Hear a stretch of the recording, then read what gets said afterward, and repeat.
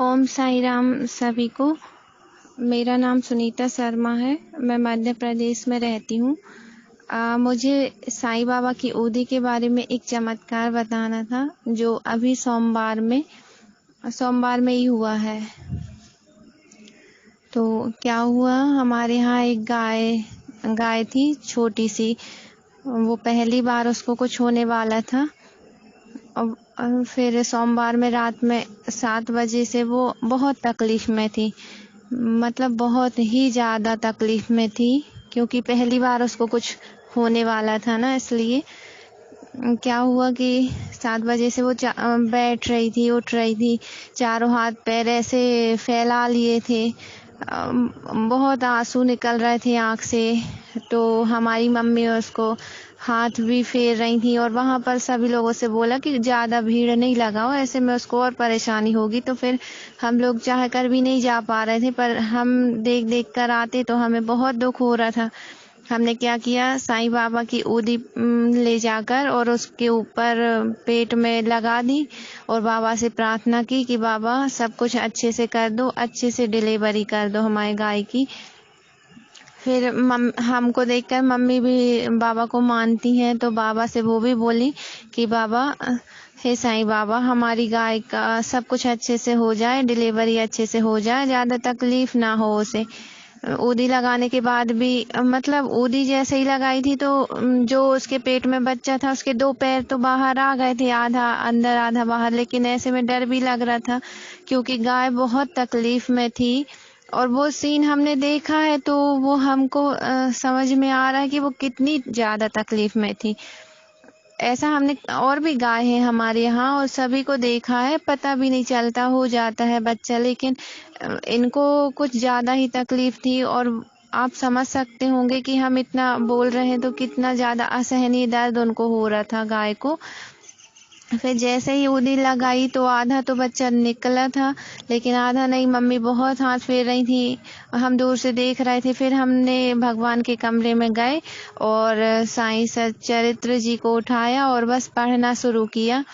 हमको उस समय ग्रुप में एक पारायण मिला था, अध्याय 27, 20 की 27 ऐसा। तो हमने बस उसको पढ़ना शुरू किया।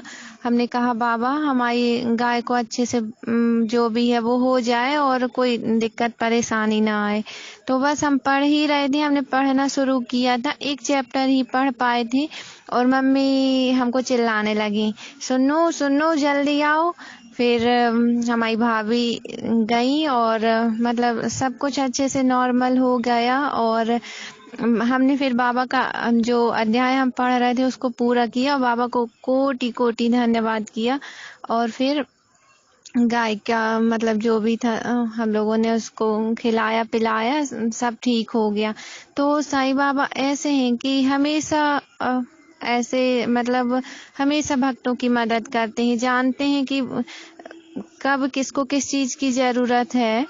वो ओदी की इतनी महिमा है। एक बार मम्मी भी हमारी बहुत ज़्यादा बीमार थी और ओदी से ही मतलब उनका भी इतना ज़्यादा सीरियस हो गई थी लॉकडाउन के समय कि लग नहीं रहा था कि मम्मी कैसे ठीक होंगी।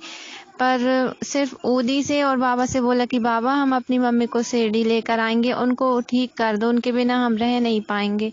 फिर बाबा ने पता नहीं कैसे एक ही रात में मम्मी को आराम देना शुरू कर दिया और अब वो बिल्कुल ठीक हो गई। और गाय भी हमारी ठीक है। अभी 3 दिन हुआ है, 3 दिन का बछिया हुई है उसको।